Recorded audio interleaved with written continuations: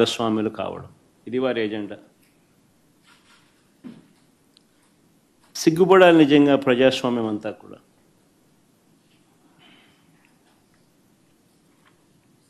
ఈరోజు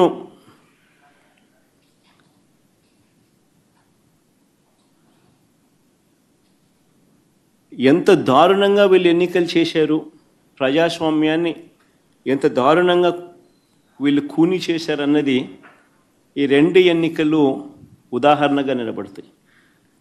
నేను కొన్ని సన్నివేశాలు చెప్పుకుంటూ పోతాను, సో దట్ అసలు ఎన్నిక అనేది ఎలా జరిగింది అన్నది కూడా రాష్ట్ర ప్రజలందరికీ కూడా అవగాహన అన్నది వస్తుంది.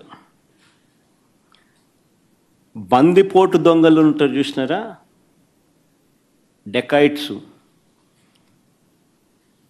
ఇంతకుముందు ఏదో ఏం వ్యాలీ అది, చంబల్ వ్యాలీ అని వింటా అంటాం. ఈరోజు నిజంగా దాన్ని మరిపించినారు. బందిపోట్లకు మించి చంద్రబాబు నిన్న పులివెందుల రూరల్ జెడ్పీటీసీ ఓట్లను దౌర్జన్యంగా వేసుకున్నాడు.